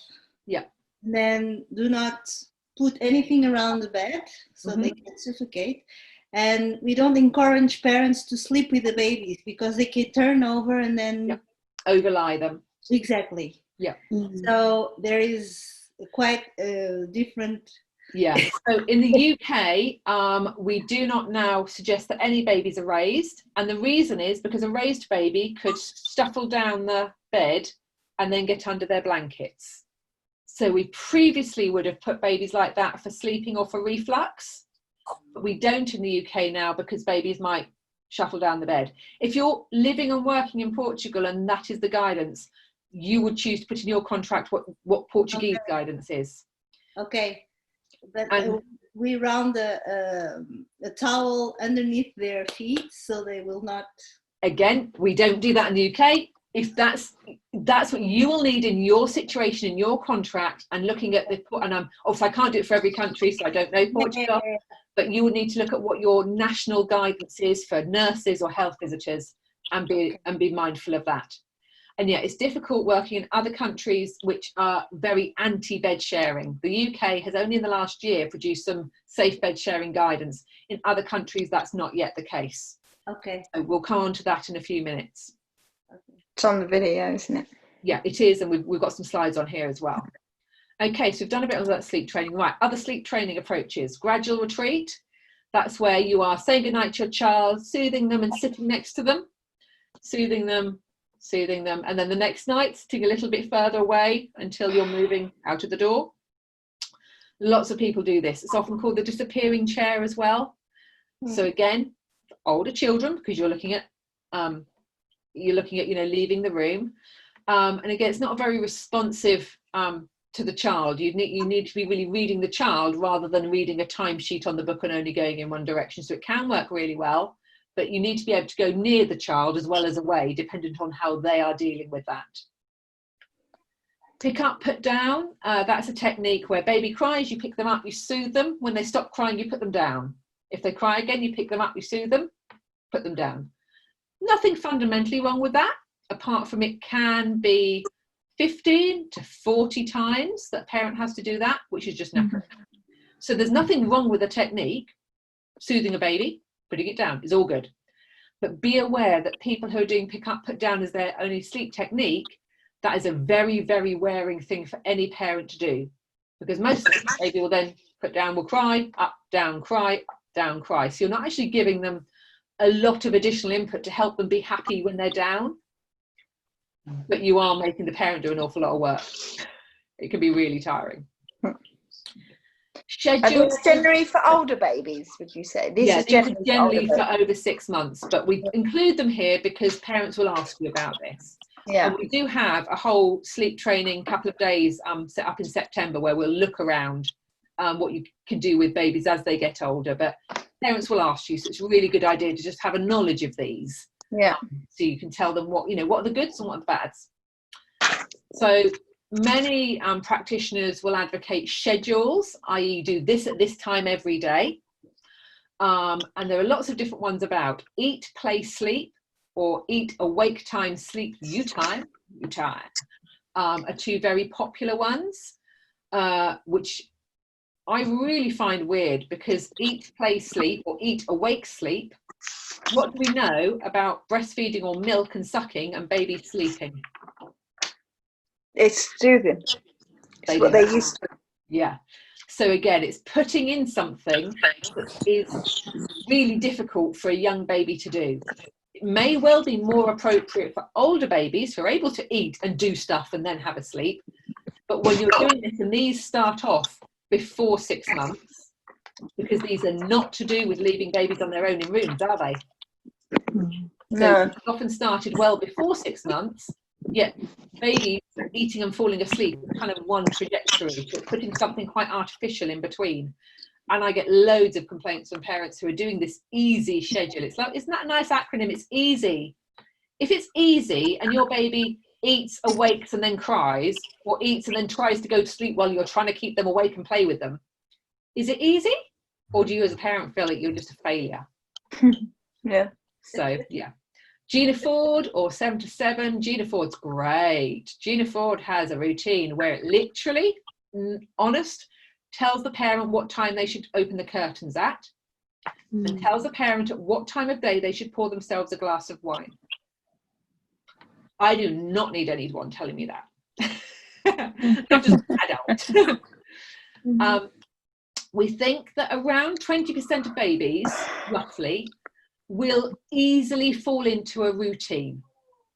So for those 20% of babies, this sort of stuff can work really well. They're those predictable babies. They poop at the same time every day. They're hungry at the same time every day. You probably know a grown-up like this who's super on time. Maybe your child is like mine, and if she's had lunch at 12 o'clock at school every day during the week, we need to have lunch at 12 o'clock at the weekend because she's just hungry then. So some of us are more predictable, and the routines can work for those babies. For the other 80% of babies who are less predictable, it just makes the parent look like a failure or feel like a failure. So it can work for some babies, but the idea that it'll work for all babies is setting parents up to fail. So generally, I've said these approaches tend to all suggest that responding to the baby is a bad thing. Whereas actually, the science shows us that responding to a baby grows its brain. It makes neural connections. Generally, the approaches suggest that feeding to sleep is a bad idea, and actually to make parents feel like it's bad rather than just a choice they don't want to make makes me feel uncomfortable. I'm all for parents saying, this is what I would like to do. But if they've got an approach that says this is a bad thing to do, when you do go, oh God, I'm just going to whack you on the boob and feed you because you just need to sleep, that parent then feels like they've failed something, which is not how I want to set parents up to feel. Generally, the approaches suggest it's acceptable to leave a baby to cry alone in a cot alone. And we know that is not good for baby's development. And generally, these approaches suggest to parents that if they give in, and those are the words they say, if you give in and respond to your child, you're failing your child, you're confusing your child, you're making it more difficult for your child. And I have a real kind of ethical problem with anything that says that when a parent chooses to hear their child cry and do something about it, that they are a failure or that they have given in. Because we know that babies do not have a capability to consider their actions and think ahead. If I cry, my mum will do this. I'm going to cry so that I can do that. Your 3 or 4-year-old can do this. If you have a 3 or 4-year-old, you will know that they can go, oh, mummy is not looking, I'm going to cry now. Oh, mummy's looking, now can I have a sweet? You know, babies cannot do that. They don't have the brain power to do that. So yeah, that's where I stand on sleep training approaches. But it's really good to know, you know, where they're coming from, so you can talk to parents and do some more research yourself and see where your boundaries are and where you feel comfortable. So now that we know that we can't see the screen when we go into groups, please take a picture of the screen if you need to, and with your partner. So I'm going to put you into pairs. I want you to, or I'll give you one of these to talk about, and just think about some possible pros and some possible cons. So some good things that might work for parents, and also some negative things why it might not work for parents. Good things for babies, some negative things for babies. Okay. Has anyone got a desperate wish to be in a particular group, 1, 2, 3, or 4? Anyone who really wants to be in a certain, talking about a certain approach? No? Okay, I will randomly assign you then. What do you need to do? Sorry. You're going to talk with your partner, and I'm going to give you one of these approaches to choose from. And I'm going to ask you to think about what are the good or the bad things about these approaches. So just one of them. So let's put you into rooms.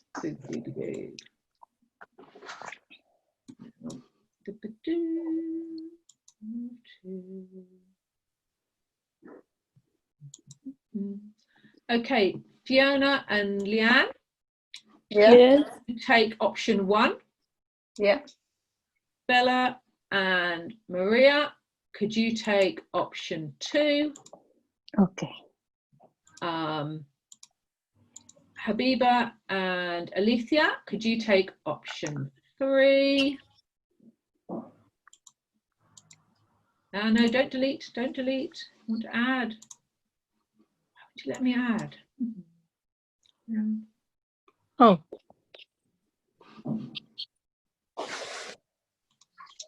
That's weird. Why would you let me add you two? Let me delete that room again, and let's try adding you two. Add room, assign.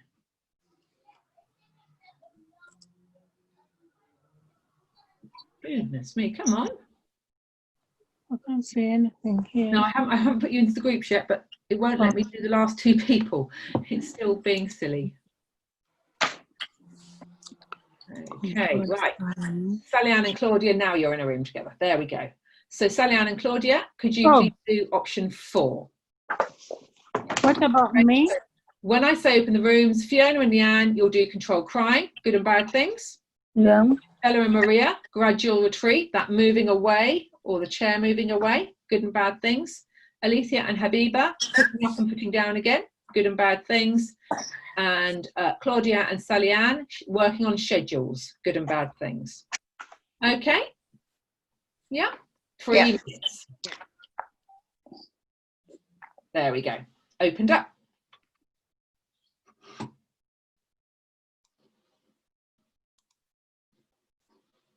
Okay, nearly all there. Oh, breakout room 4 is still nattering. They've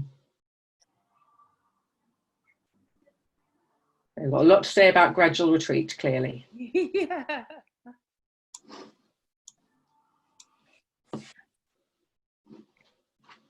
I'll close in 9 seconds automatically, so they're going to be thrown out whether they want to or not.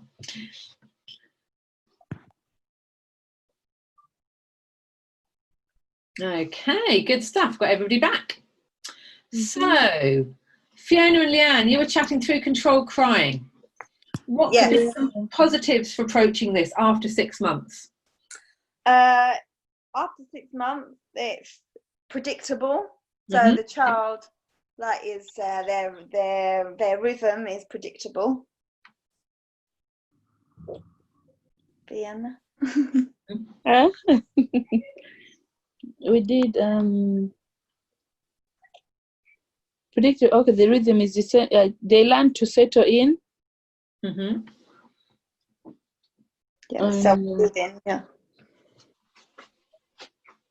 Any negatives? Yes, we've actually got more cons than pros. We said it can be frustrating for a baby when you're picking them up and then putting them down, and they're soothed from when you're picking, but then you're putting up down again, so it's frustrating for them. We said it can be distressed and they can lead to a sore throat or something like that. Some babies are actually sick. They're so upset. They're sick. Yeah. It's tiring as well. They get tired. Yeah. And the baby will get tired. Even the person, you too, can get tired. Yeah. Picking and putting. Yeah, it's tiring. And another thing was the consistency. Like, for example, in your day-to-day life, there's one day where you can't do the control crying and you mess up your progress, and then it's frustrating because you'd have to start again almost. So it makes the parent feel like they're the one in the wrong. Exactly. And a parent also might work their life around the baby, and they're I wouldn't say missing out, but you know, they're not in that case. They're not working their life around the baby, are they? They're working their life around the approach. Exactly. Yeah. I think the biggest con to include is that listening to your own baby cry, or listen to any baby, but particularly your own baby, is heartbreaking. Absolutely heartbreaking. I was with a family last week who I was their postnatal doula, and I then had some time away from them, and mum had a super bad day for personal reasons, so can you just come round today please, take baby for a little bit because I just need some time. And while I was there, she took a call from the while I was there, her baby started crying, and she said, I can't go and get them because so and so says I can't. And she's actually now working with a sleep trainer. And I listened in to the conversation, speakerphone, the conversation that she had with the sleep trainer.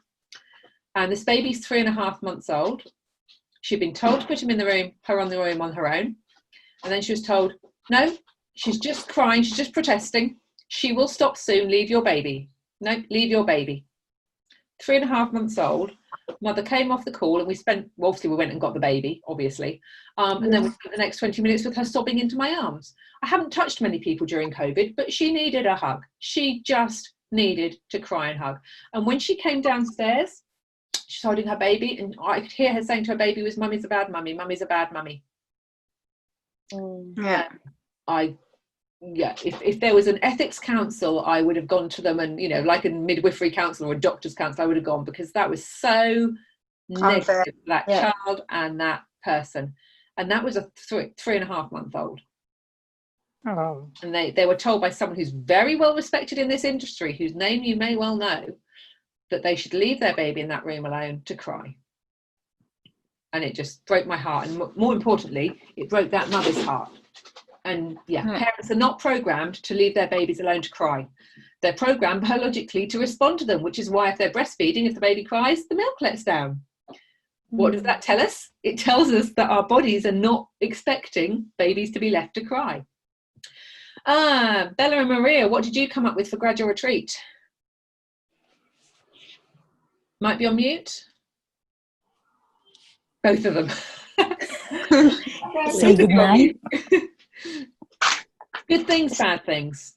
Good things. Good things. It's we don't leave the babies suddenly. We come back and go. Come back. And go. No, you're there. You're there consistently. Exactly. Sit in the chair next to the baby. Good things. Yeah, because you're there with your baby to soothe them. Yeah. Bad thing is not checking the baby. Yeah, not actually responding to them in the way that they're wanting. Yeah. Good thing, if they cry, you put your hand on them so they know that you are there present. But avoid eye contact.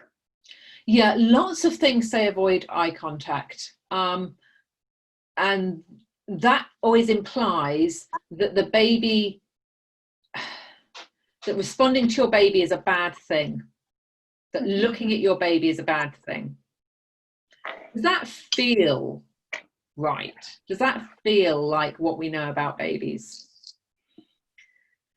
Looking at your baby is a normal thing.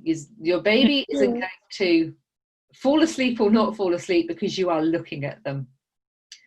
So yeah, many of them do say don't look at your baby, and I strongly question whether that is an appropriate way to treat a baby, because they cannot understand, they have no concept of reasoning why my mum isn't looking at me. Looking at eye contact is really reassuring, and I can't see why people wouldn't want to reassure their baby in such a simple way of looking at them. Because if they say if they eye contact with the baby while putting to bed or sleep, they can sleep. Yeah, I'm gonna just have to disagree with that one. That's what a lot of people say. You're absolutely right. But the idea that your baby will sleep better because you have not responded to them sits uncomfortably with me. I don't want the babies that I work with to learn that their parent or their carer is not responsive to them. It doesn't fit what we know about infant attachment and infant psychology. So it is something many people do, but it is going away from the normal expectation of parent-child interactions, which is that eye contact and gaze is a reassuring factor. And it's a really simple way to reassure someone. And again, we do to babies what we don't do to adults. If your partner or your mum or your sister came round because you were upset and didn't look at you, she said all the right things, or he said all the right things, but didn't look at you, how would that feel? And then you look at babies, you think, well, why are we doing to babies what we wouldn't do to our partners or our sisters? It sits uncomfortably. Pick up, put down. We're going to zoom through because oh God, it's 5:2. One thing that's good about pick up, put down, and one thing that's bad. Okay, so a good thing is that the carer is responding instantly to baby. So on baby cries, baby picks up and comes. And one negative? Time consuming. Very time consuming. Brilliant. I'm going to move on, not because I don't love you, but I've spotted the time. Schedules. One good thing, one bad thing. You can plan around the baby. Yep, you can plan. Because it's predictable. And then the cause. I think sleep patterns will change as the baby grows. So yeah, change is the only constant. Right, I'm going to zoom on because we have a few slides to do, and it's a really important thing about infant sleep. Fortunately, a lot of this is also going to be in the video that you either have watched or will. So safe sleep, and you'll be able to review these slides in your own time. We reduce cot death by keeping the baby in the same room. That reduced cot death by 36%. So when they look at studies, parents who keep their baby in the room with them for all sleeps, that reduces SIDS deaths by 36%. A lot of percent. 75%, 3/4 of daytime SIDS deaths occur when babies are in a room on their own. So this is not bed sharing. This is baby put down in a cot in a room under 6 months and left to sleep or left to cry out or on a monitor. And 75% of those deaths in the daytime were when they were on their own. So they should be in the same room, back to sleep. We know that the rate halved of infant death in the first 3 years after the Back to Sleep campaign. It's not what babies like, but it helps them to keep alive because fundamentally they don't sleep as long. It's a bad thing for sleepers in they don't sleep as long, but it's a good thing for sleep in that their sleep is safer, which is what I think, Sally-Ann, you were talking about earlier, wasn't it? So yeah, it's difficult, but they wake more. Smoke-free, day and night, sleep space is clear, feet to foot, which means the baby's at the bottom of the crib so that they can't shuffle down underneath their blankets. And in the UK, although not in Portugal, we have a flat sleep surface. So things that increase risk: side sleeping, tummy sleeping, formula feeding, items, stuff, sleep positioners, the sleepy head. Just because it's sold does not mean it is safe. That's why things get taken off the market, because things are sold and there simply isn't research to say that they're safe for babies, and it takes a few deaths and then they're taken off the market. There was one in the US quite recently that I've just forgotten the name of. Was it Sit and Play? There was a US product which was very widely used, and I think it caused about 30 infant deaths, and then they decided to stop selling the product. So just because it's out there does not mean it's safe. Overheating. Apart from in a hospital environment where it's being watched by nurses, no hats for bed. We need baby to lose sleep and through then their avoid head. swaddling. Avoid swaddling if bed sharing, because the parents' heat will heat that baby up too much, and don't overdress. Around half of the SIDS deaths occur in a cot or Moses basket, and around half when bed sharing. So it's not that bed sharing is the only thing that is a particular problem. Half of the deaths are happening in a cot. That's why it was called cot death originally. But we know with those co-sleeping deaths, 90% had additional hazardous conditions. Smoking, consuming alcohol from the parent, or they weren't in a bed at all, but were on a chair or a sofa. And I've got numbers in there about the risks that increase with those things.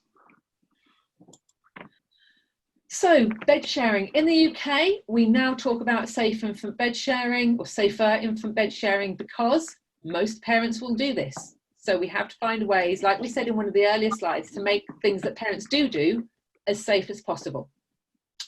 There are some great guidelines that I'll be sending out, the links on there, but I'll be sending them out as a resource to read.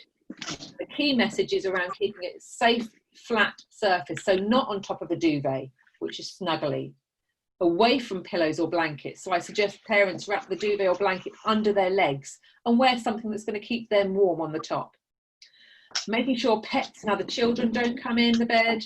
Make sure baby can't get trapped at the edge of the bed or down the side. Avoiding it if there's smoking, alcohol, medications which make them sleepy or drugs. Mum is extremely tired. If she's so tired she cannot look after her baby well, it's not the right time to be bed sharing because she's more likely to do that overlying. Baby being preterm or low birth weight. I'll send the guidance on that. Right, we are, oh God, 1 minute to go. Do you think we're going to make it, ladies? Come on, 1 minute. Identify the hazards in these photos. Go. Baby on her tummy. Yep, on her tummy. And there's a bumper and it loose material. Another one with the lots of blanket. They can push themselves into the side and suffocate. Yeah. Baby number 2, co-sleeping. Caroline's pro co-sleeping. Why does she see a hazard here? The blanket. That duvet. Baby could easily go down under that duvet when they wiggle round. So mum's in a great position. She's in a C-shaped position, but she needs that blanket or duvet to be underneath her leg so the baby can't go under it. The third one, apparently, I didn't know this until I did this slide, is a famous baby, Kardashian baby. Ah.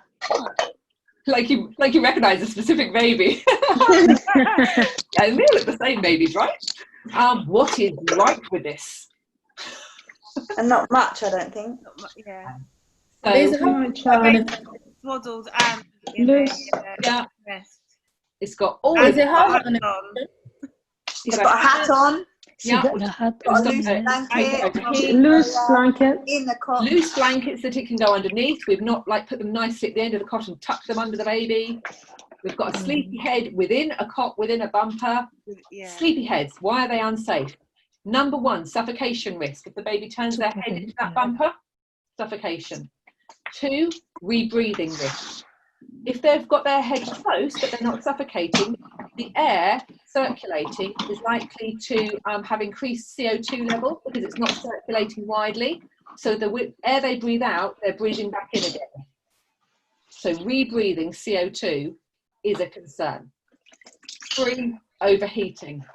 So if they're going to be snuggled up, they're more likely to not be able to lose the heat that they need and overheat. And overheating is one of the indicators in cot death. So 3 reasons why sleepy heads and similar are not safe for unattended sleep. Baby number 4 looks very comfy. These things are frequently sold to help prevent flat head syndrome. And flat heads have been much more common since we put babies to sleep on their backs. Yeah. Why is it not a good thing for their sleep time though? The legs, I don't know. The baby doesn't look comfortable with the legs.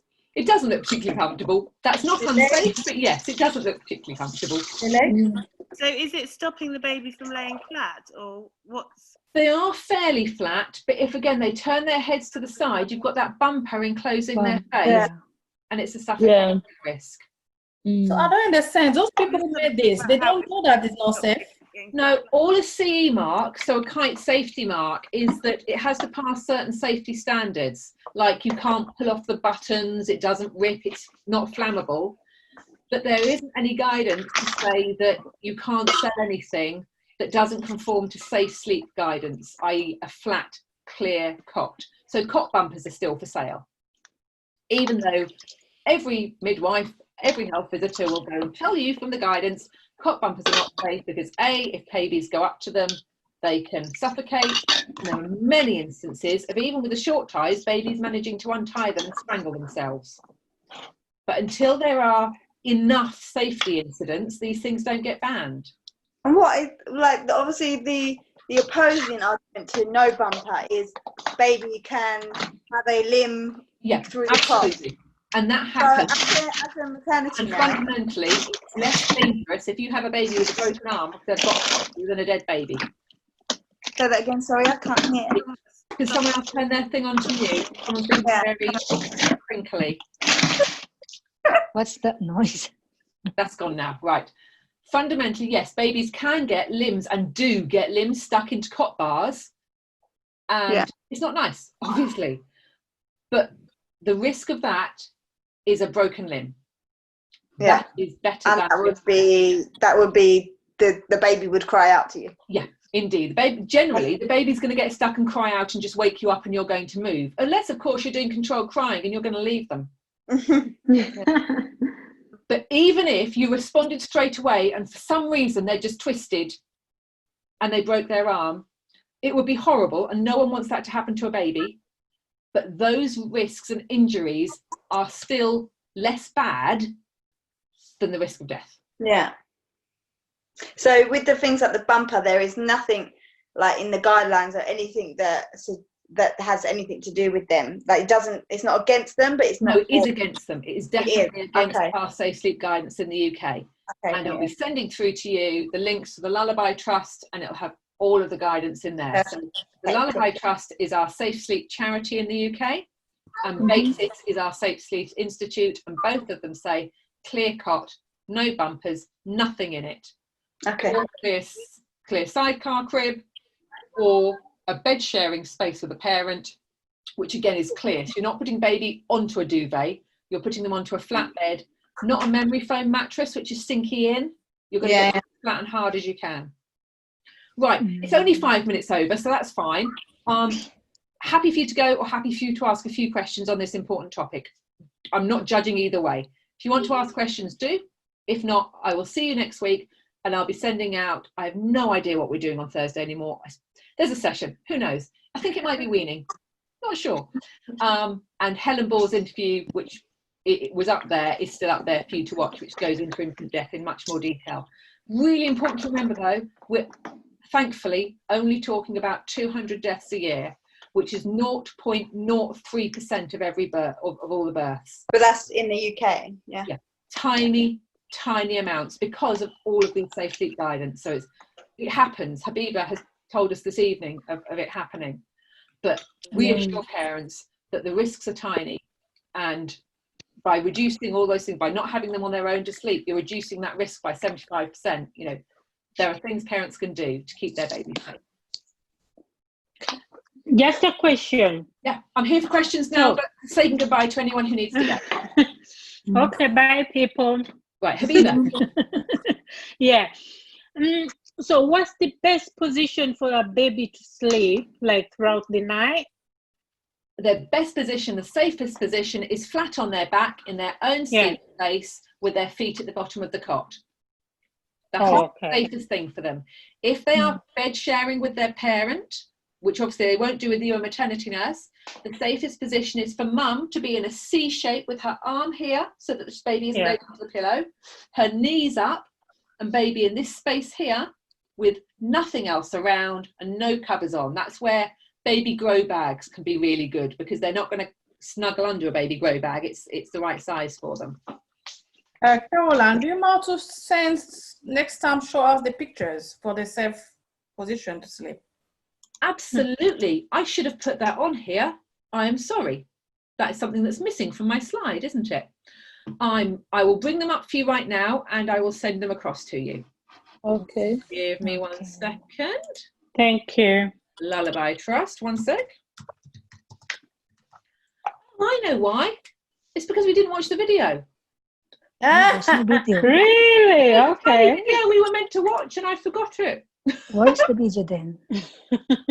I'm so Are sorry. you going to send it to us?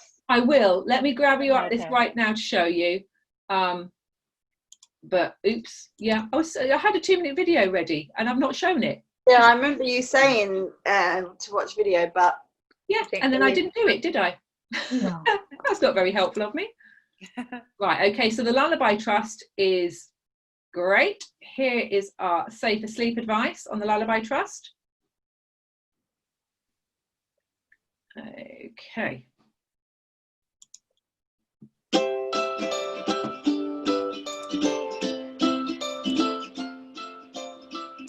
It's 2 minutes.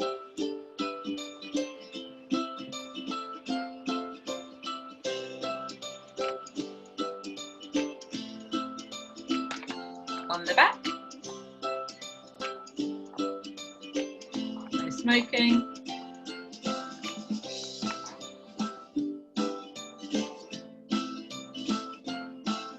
Interestingly, the risk of infant death with regards to smoking is reduced if you breastfeed by 36%. There, that picture.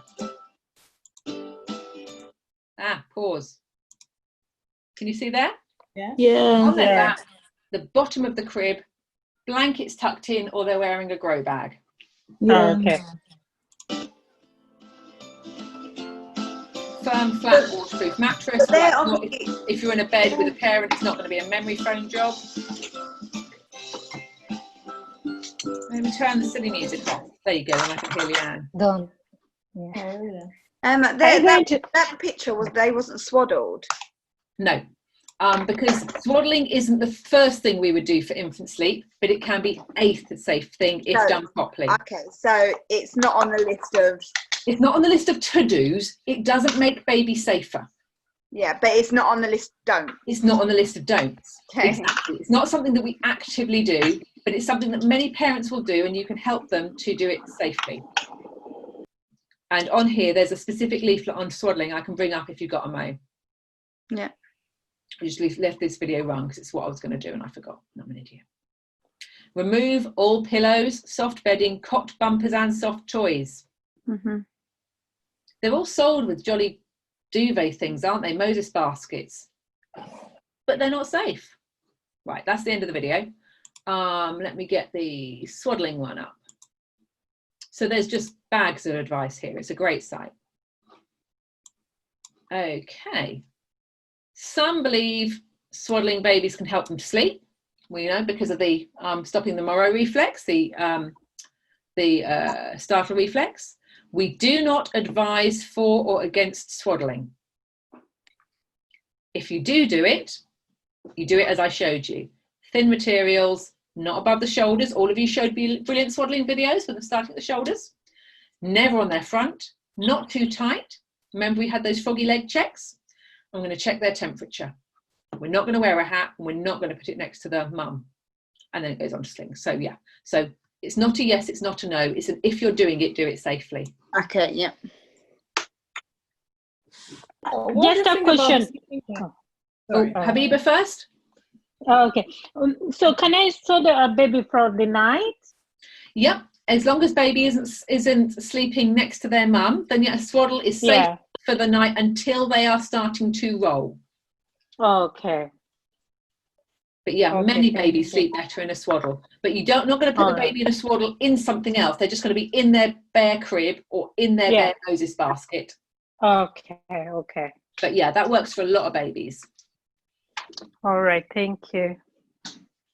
Is that okay for the overnight swaddling? Instead of putting your blanket, what about the sleeping bag? Is this it? Yeah, sleeping bag, grow bags, yes, as long as they are not too big. If they're huge and the baby's got loads of room under the feet, they could still get up into them. So you should buy the right size and the right tog. They come in different weights, and different weights are for different temperatures. If it's really big, then I tie a hairband on the end. So I squidge it at the end and tie a hairband round so that baby cannot slip down. because even if some of them are like 0 to 6 months and you put a small baby in and you're like, this is huge. So I force the bottom off and tie it off so that they go with a hairband or something so that they cannot go down. But yep, they're a good safe sleep option.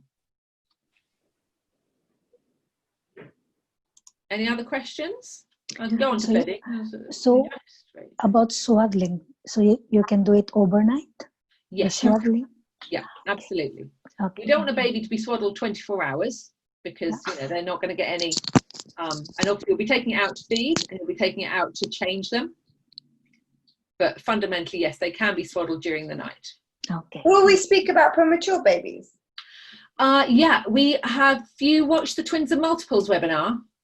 I did. Yeah. It was Catherine talked about that on there. Yeah. It's not a specific module in the level 3. We cover more of it in the level 4. But yeah, Catherine's had some talk about that. Yeah. Okay. And then we'll also talk a little bit about it.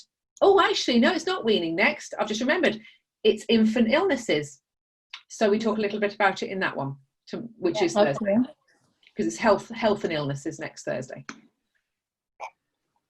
Okay. Any other questions? No. Right. No. Thank you. Go. Okay. I will send you out an email after the session's finished downloading and uploading, and I will see you all on Thursday. And don't forget to send me your videos. Yes, I'll do that. Can I send my video I'll stay. You can ask me, email? People are just saying goodbye, but I'll stay here. You can ask that question. Thanks. Sorry. Caroline, Everybody. how about the video? Right. Habiba, sorry, what was that?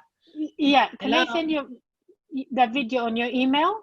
Yes. Let me check if I've got yours. I haven't got yours yet, and yes, an email is fine. Yeah. Or WhatsApp, or on the Facebook group, whatever. WhatsApp, I have it. I don't think I have your number. It's on the email. Oh, okay, I will put it on the email again, but email is absolutely fine. That's great. So do we need to make another video for the babies putting babies yes, in? baby, I'll put it in the email, the exact instructions, but it's going to be a safe sleeping video. Okay. Tell me about what you know about safe sleep. Okay, thank you. Okay. Well, good. Okay, thank you. Bye. Bye-bye. Any other questions? Bye. Bye, everyone. Okay, bye-bye then. Bye. Bye. Good night. Night-night. Hello, Carol. Yeah? Yeah. What about the video you sent today about the feeding? What's the plan? Are you going to put them on, say, Facebook or what? No, I'm not going to put them on Facebook unless you want me to. I'm just reviewing them and marking them as part of your assessment. Oh, okay, I see. All right. So I have on my register who's attended and who sent me which videos, and when there is something with a video that needs like a little bit more explaining, I will do that with that person to make sure that their information is all correct. But it's just checking that you've understood what you've been taught. I haven't watched yours because it only just got sent through, didn't it? So that's my to do later today. Okay, thank you very much. That's all good. Okay, see you later. Bye. What did you learn?